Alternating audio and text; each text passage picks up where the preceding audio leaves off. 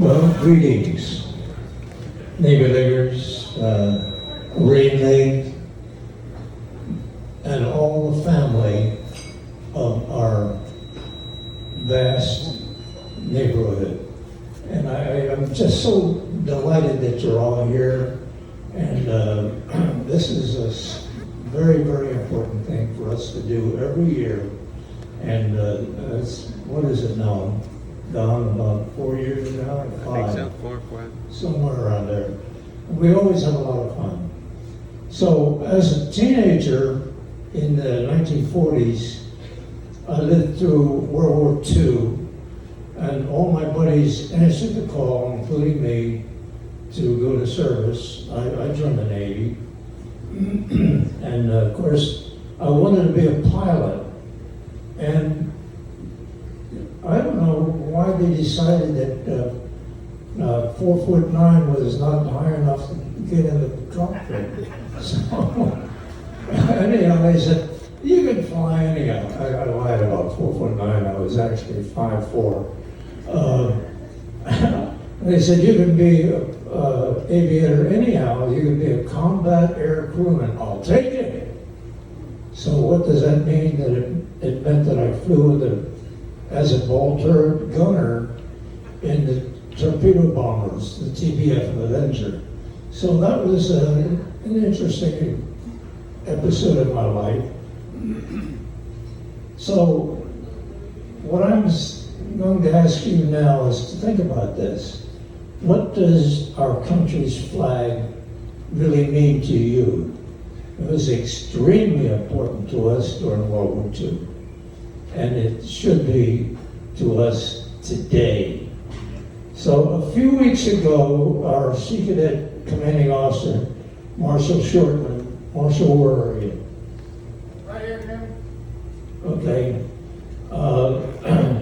Created and conducted a flag retirement ceremony at Warrington United Methodist Church to honor those flags that had served in homes, on graves, government buildings, and from many places around the world, but had served their purpose.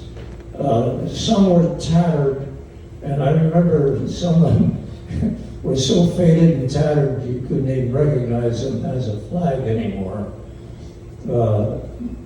And we conducted that ceremony as a very important part of an annual event that we plan to continue every year. And it was done at the Warrington United Methodist Church with the courtesy of Pastor Ted Johnson. Ted, are you here? Ted is not here. Ted was a past Sea Cadet, so he understood what we were trying to achieve.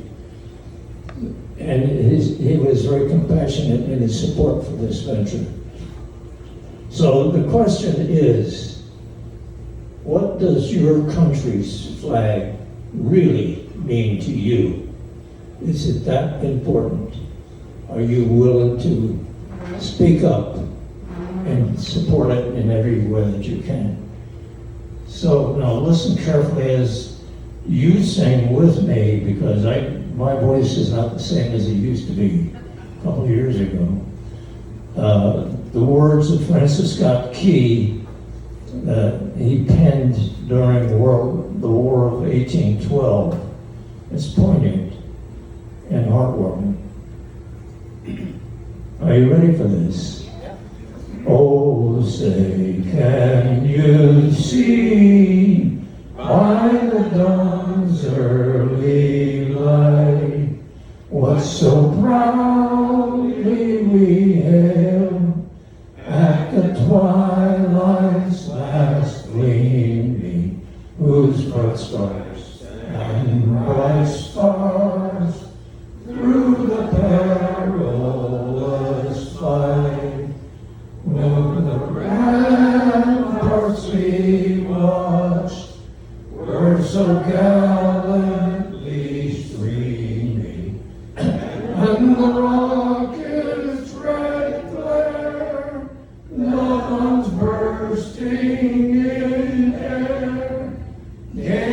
proved through the night that our flag was still there. Oh, say does that Star Spangled